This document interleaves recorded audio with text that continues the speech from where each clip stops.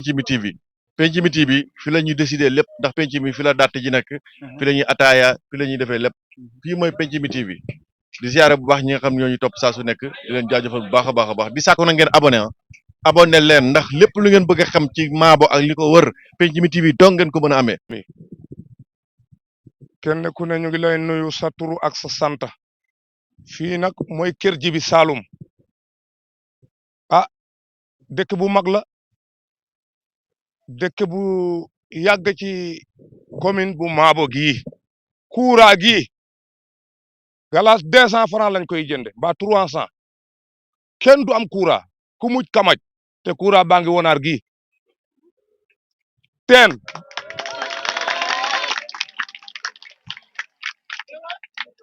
bon bu passé ñun suñ dëkk bi ci mbokku maam yi mu ngi ci ay juróom-ñaar fukki at ba juróom-ñetti fukki at ba ci téeméeru at ci suñu maam yi lu ñu wax ñu dégg ba tey ñu ngi door ci teen robinet buñ baax sax mënuñ ko am robinet fii ay junne juróom-ñaari téeméer nga root nga ñàkk a root boo ratee ñu def la kii métti na ñu coupé la courant bi nañ ñu dimbale tali baa ngi nii ñëw na ba wonaar nee nañ ñun duñu am te ci réew mi lañ bokk. deuxièmement président bu mos a falu fii ci suñu école yi lañ koy wot juróom benn téeméeru dëkk wóor ñu fii ñëpp fii la ñuy woote waaw bureau di woote bi fii Kër Jibi la fii la te amuñ dara kanaa ñun bokkuñ ci réew mi loolu daal mooy suñu nakar courant bi tali bi ndox mi sonn nañ santé bi sonn nañ te ci réew mi lañ bokk xoolal mbooloo mi lu fi wor ñëpp ay kilifa te ñëpp a dox xam lu kew ci réew mi ñii ñëpp gende xam nañ lu kew ci réew mi ñun dongo lañ beddi ndeg lañ kaw maay tukulóor lañ kaw maay lan lañ dëkk wolof yëpp da am nañ ñun fii ay tukulóor laal moo tax amaguñ courant dañu beddi ndax wonaar bii matul ñaari meetar courant baa ngi fa manuñ fekke ba am courant nañ ñu dimbale rang-rang bii na dañ ko tali na jàlla sonn nañ fii jigéen buñ fi war a yóbbu hôpital balaa nga fi nga wasin ndax yoon bu naka bi loolu mooy suñu problème Kër Jibi gii nguur gi nañu dégge lii nag laa amoon lu ñuy wax ñun ñoo moom dëkk bi bu ñu dimbalewut bureau de woote président dootu taxaw Kër Jibi. Kër Jibi lañ may wax ñu gën maa xamee nag Maama Gor waaye Ahmadou Ndiaye bu Kër Jibi lañ may woyee fii dañuy wax nag ci kaddu imam mu ngi fi waaye ak notable jàkka bi bépp mu ngi fi notable juma yi ñu ngi fi waaye tamit notable dëkk yi ñu ngi fi kon lii lu muy firndeel bu la neexee nga ne waa Kër Jibi yëpp góor ak jigéen mag ak ndaw ñoom ñëpp ñu ngi fi lii lu muy firndeel mooy ñun lu ñuy wax ni lu ñu ñor la waaw bu fekkoon ne ay xale kese ngeen fekk fi kon ngeen xam ne lii amul solo wala lii jarul yóbbu tele waaye lii imam mu ngi fi borom dëkk mu ngi fi notable kër dëkk bi yëpp ñu ngi fi notable jàkk yëpp ñu ngi fi li Mamadou wax nag mooy suñu feebar boo déggee jàngoro bu metti foo bos mu metti te xamoo foo koy faju ji ñun ñooy waa Kër Jibi dañu am feebar am jàngoro foo laal mu metti te amuñu fuñ ko mën a jooyee nag waaye nag ñu ngi wax alhamdulillahi rabbil alamina gannaaw bi média yi ñëwee ba Kër Jibi dégluñu pour jàppale ñu li ñu jàppale nag ñun waa Kër Jibi Mamadou junj na ko ñun ci réew mi lañu bokk Kër Jibi ci Sénégal la bokk bu ñu fàtte ne Kër Jibi ci Sénégal lañu bokk te Kër Jibi dëkk bu cosaano la boo ko doon xoole Kër Jibi fi mu sosoo ba léegi kenn xamul ñaata at la waaye ba fu mu nekk ni Kër Jibi fu mu toll woon foofu rek la toll puusul paasul waaw Kër Jibi puusul paasul parce que du courant du forage du poste de santé te yaakaar naa dëkk yi ko am yëpp benn dëkk ëppul ci Kër Jibi kadaka ñàkk a moyen moo ñu dal ñàkk a moyen moo ñu dal ñàkk fuñ ko jooytu moo ñu dal li ñuy wax nii nag dañ koy boole mboolem ki nekk ci réew mi ñu tàmbale ko nag ci njiitu réew mi ba ci premier ministre ba ci député yi ba ci ministère yi ba ci borom ndombo tànkay képp koo xam ne am nga yërmaane man nga jàppale waaye waa Kër Jibi ñu ngi lay tàllal loxo pour nga jàppale ñu jóge ci jàngoro bi parce que amuñu tali gis ngeen bi ngeen di ñëw yoon bi ay pak kese la te tali bi ñëw na ba fii Wonaar Mamadou bu lu mu wax man ànd naa ci xanaa ñun lu ñu nekk tukulóor loolu moo tax ñu ne tukulóor yi moom yelloo wuñu tali te pourtant tukulóor yi yelloo nañ lu ëpp tali sax waaw yelloo nañ lu ëpp tali yelloo nañ lu ëpp poste de santé waaye amuñ ci lenn waaye lu indi tali bi ba Wonaar nga xam ne matu sax 3 kilomètres nga ñëw ba foofu taxaw fa nga ne du ma yëg Kër Jibi parce que ñii daal ñooy nit ñi ci des daal amu problème lii suñu lii naqar la te dañ koy jootu beneen bi ci tegu mooy courant bi courant solaire la li fi nekk courant bi attanu ko frigo yi fi ne courant yi attanu ko télé yi fi ne courant yi attanu ko dañuy toog ñaari fan ba ñetti fan duñu am courant dañuy toog ñaari fan ba ñetti fan duñu am courant léegoo sa portable day jeex da ngay daw ba Wonaar xoolal Wonaar nu mu jege te courant bi mën na ñëw Kër Jibi parce que ñi nekk Wonaar ak Kër Jibi yëpp benn la waaye amuñ fuñ ko jooytu beneen bi ci tegu mooy sàcce yi rey nañ ñu ci dëkk bi sàcce yi rey nañ ñu ci dëkk bi parce que dëkk bu amul sécurité dëkk bu amul courant dëkk bu amul yoon lu ko neex wala lu waay neex mën na fa dem parce que amul sécurité lu ne mën na fa dugg amul sécurité courant lu ne mën na fa dugg amul sécurité poste de santé lu ne mën na fa am waaye lii ñu ngi leen koy jooytu pour ngeen waxal ñu ko président de la république ak premier ministre nañu bàyyi xel waa Kër Jibi Saloum commune de Mabo arrondissement de Birkilane li may wax nag kaddu imam la kaddu chef de village la di Ibrahima Ndiaye waaye kaddu notable dëkk bi yëpp góor ak jigéen mag ak ndaw lii nekk na suñu njàkk fu mu nekk nii ñun amuñu ndox xoolal rek depuis loo xam ne at ay téeméeri at dëkk sosoo ko ak Sénégal nee nañ dafa avancé ñun de gis ñu avancement bi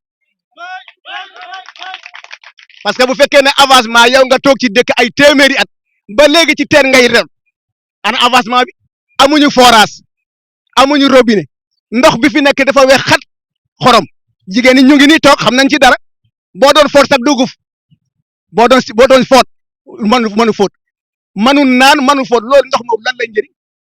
kon nañu dimbale ñu am forage am ndox mu neex moo xam ne dañ ci foot suñu jigéen yi man ko utiliser tamit ñu man ci naan comme ni mu amee ci Sénégal yëpp ñun tamit ñu defal ñu ko noonu parce que ñun tamit ci Sénégal lañu bokk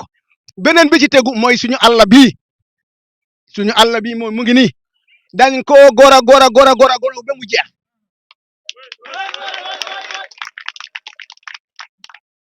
te fu mu nekk nii bu àll bi jeexee xam ngeen àll moom sécurité la parce que loolu léegoo-leeg yenn ngelaw yu daan si yëpp moom garab yi ñoo koy projeté moo koy baare ngelaw yu bon yëpp garab yi ñoo koy protéger beneen bi ci tegu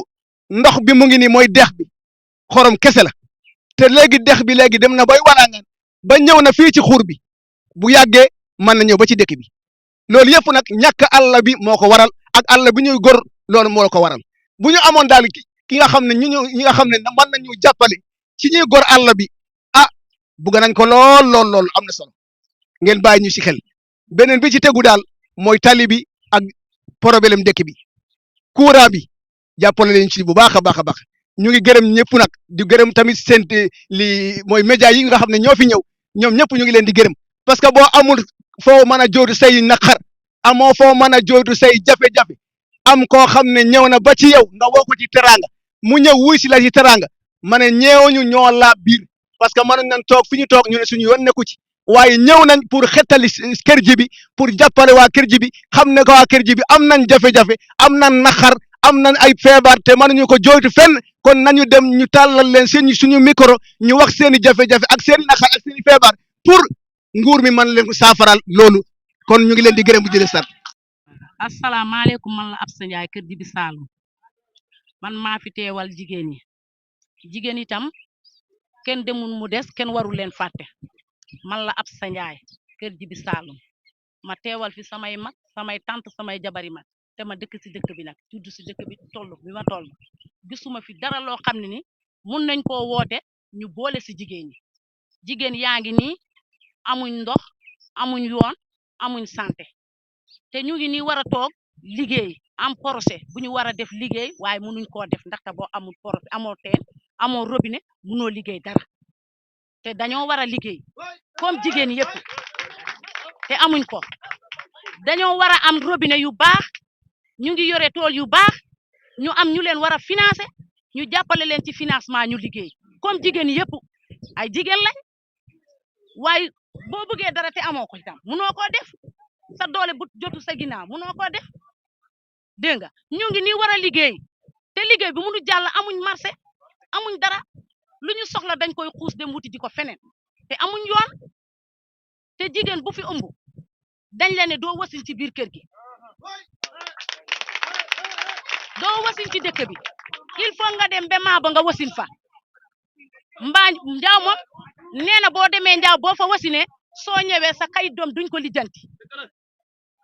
kon dèjà maa ba rek nga war a dem nga woote ambulance mun na teel a ñëw mun na yéex a ñëw balaa muy ñëw na fekk wasin nga soo demee ñu fayooku la loo xam ne ni munoo ko wax sax sa jëkkër war ko ba sonn te moo ne nag yelloo nañ fi poste de santé bu baax yelloo nañ ko fi waaye amuñ ko lan moo tax amuñ ko ñun bokkuñ ci réew mi lañ bokk ku taxaw fi ñu war laa wooteel dañuy sànni sa carte bu mat sëkk duñ la dese dara waaye jigéen nag dañu xoolal ñu ngi nii yor ay machine wol am nañ ko waaye courant bi attanu ko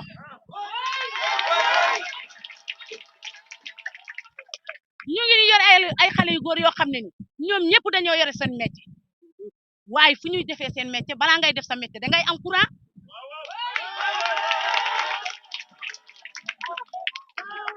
courant bi mooy ñàkk a peke la ku amul ndey namp ci maam waaye bu ñu amoon ku ñu mun a dindil courant bi indil ñu beneen courant bu baax su boobaa duñu wari di dara si àll bi suñ doom yi dañuy toog fii liggéey ndaxte métier boo indi mun nañ ko tëgg boo tëgg fi mun nañ koo fecce mu ñu dem seen yoon waaye nuñ koy feccee balaa ngay fecce xëy da ngay gis ku la teggal ah amuñu robinet amuñu yoon bi moom dama koo tegee côté dëgg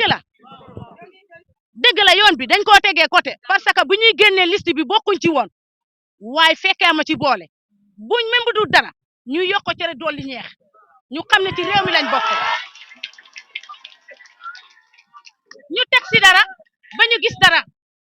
dañ ciy war a teg dara ba ñu gis dara bu dara génnee ñu war ci am waaye ñu teg ñu côté baari ñu dañ ñoo war a jàppale ñu am poste de santé am kii nu mu tudd ñu am ay courant am kii robinet yu baax jigéen yi mun a liggéey jigéen bu buggee def projet tey da naana sax boo ko buggee wanaar nga koy jënd teen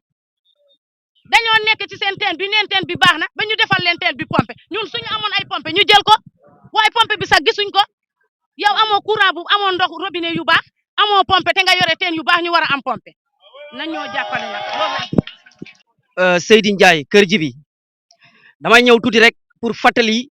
li tax lii ñu def ko ak ñañ ñoo taxaw di ko def nga xam ne ay jeunes yoo xam ne dañoo dëkk fii ci Kër Jibi ñu jàng ba am li gaay am fii am na ñoo xam ne dañoo jàng am seen bac am na ñoo xam ne ñu ngi université am na fi lépp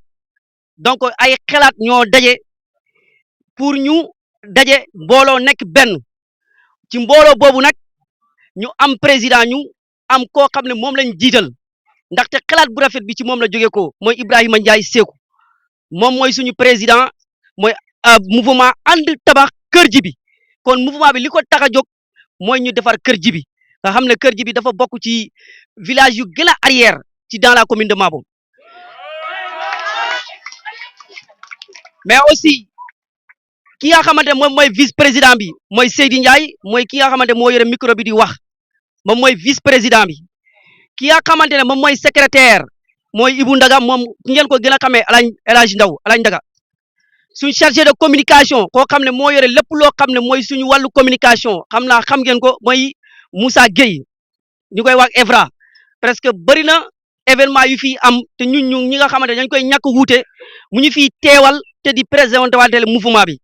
te ñu ngi koy gis bu baax nga xam ne mouvement bi am na ay yeneen yi nga xamante ne ñu ngi si biir mais ngeen xamee ne ko nii la ay ndaw Kër Jibi ñoo daje pour defar dëkk bi suñu yitte dëkk bi la ndaxte dëkk bi ñun ñoo ko war a développer bu développer jeunes yi ñoo koy développer bu développer tamit jeunes yi ñoo koy développer et ñun on est prêt pour le développement de notre village dañoo prêt pour que Kër Djibi se développe comme ñeneen communes yëpp ak yeneen village yoo xam ne dañu nekk dans la commune de Mabo parce que tey buñ xoolee Kër Djibi nu mu mel ak nu mu yàggee ak cosaanu Kër Djibi vraiment waroon na dépasser fii suñ problème courant Evra dina si ñëwaat ak suñu problème bi nga xamante ne mooy ndox bi lii yëpp ay problème la yoo xam ne dañ ko fi soulever te lii ñu bëgg ko ñu saafaareel ko te ñu ngi lancer un appel solennel aux autorités compétentes pour ñu ñëw régler nu ce problème là parce que vraiment warul nekk problème boo xam ne dafay nekk di continuer voilà ñu ngi leen di gërëm di leen sant. En ce qui concerne nos problèmes, premièrement, nous avons un problème majeur, c'est l'électricité. Le central qu'on a installé ici ne peut plus assurer nos besoins quotidiens. Et les coupures intempestives affectent nos appareils électroménagers. Nous avons des jeunes qui ont des qualifications, des menuisiers métalliques, des soudeurs, des électriciens et tant d'autres. Mais ils ne peuvent pas travailler ici. Beaucoup de nos jeunes sont à Wanar, d'autres sont dans d'autres localités. Et nous avons des difficultés. De notre côté, nous ne voulons pas la réhabilitation de ce central-là. Nous voulons la réhabilitation du central. Nous voulons un réseau central. Le courant est continu. C'est ce que nous exigeons. Deuxièmement, le problème majeur encore, nous avons un problème d'accès à l'eau. L'eau, elle est vitale.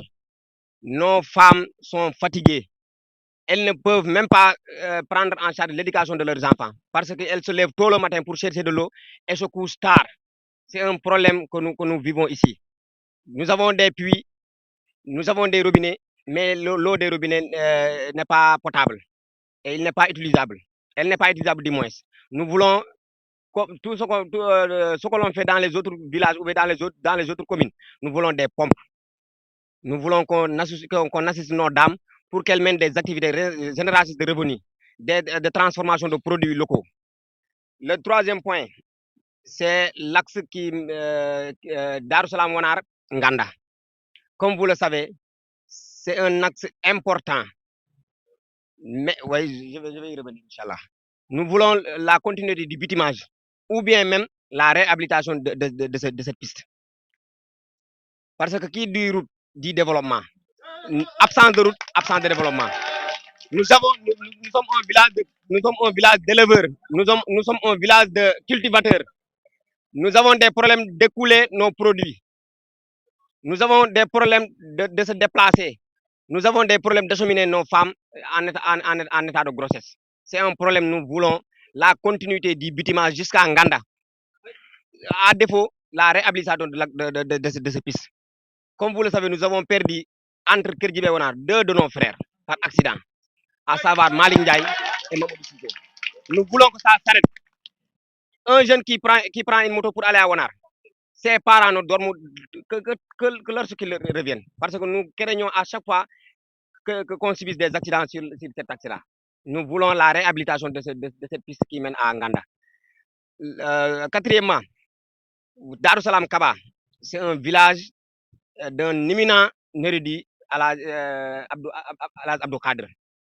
Il avait créé une piste qui mène à Kafrine. Nous voulons aussi l'atterrissage de cette piste-là, Darussalam Kaba jusqu'à Kafrine. Nous voulons aussi l'arrêt de la coupure abusive des arbres. Notre environnement est affecté. Qui dit environnement dit pluviométrie. Qui dit environnement dit le réchauffement climatique. Qui dit environnement dit salinisation. Actuellement, la coupure abusive nous désagrège notre environnement à tel point que les sols deviennent salinisés. L'eau de la mer, l'eau du marigot commence à occuper nos champs. C'est un problème. Nous voulons que l'installation des barrages anti-sel ou bien même reboiser notre brousse pour reverdoriser, rendre verte notre environnement. Nous avons des problèmes environnementaux. Nous avons nos problèmes environnementaux. Nous avons plus de pâturage, cause pour laquelle tous nos petits ruminants sont dérobés. Ici, les femmes ne peuvent plus avoir des chèvres ni de moutons. Tu détaches, 1 heure après, on te dit c'est parti. Comme ça. C'est dû à beaucoup de facteurs. À beaucoup de facteurs endogènes. L'électricité, l'insécurité, les infrastructures de base. Tout ça sont des choses qui freinent le développement d'un village. Quatrièmement, cinquièmement du moins, notre école. C'est une école, l'une des plus grandes écoles de la commune de Mabo. À part la Ousmane Dramé. L'école de Kerdjib est l'une des plus grandes écoles en termes d'effectifs dans cette commune-là. Elle est créée depuis 1996. Des générations et des générations sont sorties de cette école-là, qui sont actuellement des cadres dans beaucoup de domaines, dans l'armée, dans l'éducation, dans beaucoup de domaines. Mais aujourd'hui, quand vous allez à l'école, il y a des salles, elles sont là depuis plus de 5 ans. La couverture s'est envolée et il n'y a pas eu de réhabilitation. Nous avons des problèmes de tablement. Les élèves s'assoient à 4. Des élèves qui s'assoient à 4, est-ce qu'ils vont avoir des résultats de l'excellence? Nous avons un déficit d'enseignants. Les classes multigrades. Un enseignant pour 2 classes. On ne peut pas avoir là-bas de résultats. Nous voulons que les autorités compétentes prennent en charge les difficultés de notre école. Nous voulons aussi l'installation d'un CEM. Puisque nous sommes la deuxième école de cette commune-là, nous avons un effectif qui peut recevoir un CEM. Nous voulons un collège dans ce village-là. Le deuxième collège de Mabo, nous le voulons à Kerdjibi. Les problèmes sont nombreux et beaucoup de mes prédécesseurs les ont évoqués. Mais nous voulons que les autorités compétentes au niveau local jusqu'au niveau national, nous voulons qu'ils prennent en charge nos difficultés. C'est une première à Kerdjibi. Nous n'avons jamais tenu ces genres de promesses parce que nous sommes des musulmans, nous croyons en Dieu et comme nous l'avons dit, ñaxtu bokku ci walu julit. Mais nak amna foy tollu ku bëgg dé wéx. Nous sommes fatigués. Gëm nañ Yalla lool, on n'a jamais demandé quelque chose. Mais actuellement, nous sommes fatigués. On nous a laissé en rade et on veut que ça cesse. Nous voulons un poste de santé. À défaut du poste de santé, nous voulons une case de santé pour prendre en charge les soins primaires au niveau du village. À défaut d'un poste de santé, parce que nous connaissons qu'il y a des normes à respecter. À défaut d'un poste de santé, nous voulons une case de santé au niveau de Kerdjibi. Nous avons les capacités, nous avons les compétences, nous avons la volonté. Donc, il reste aux autorités de nous venir en aide. Voilà de manière ramassée les différentes préoccupations que nous avons voulu vous faire part. Nous remercions vraiment les médias qui sont ici présents, à savoir c'est de Mabo Pencimi TV. Donc, nous voulons que le message atteigne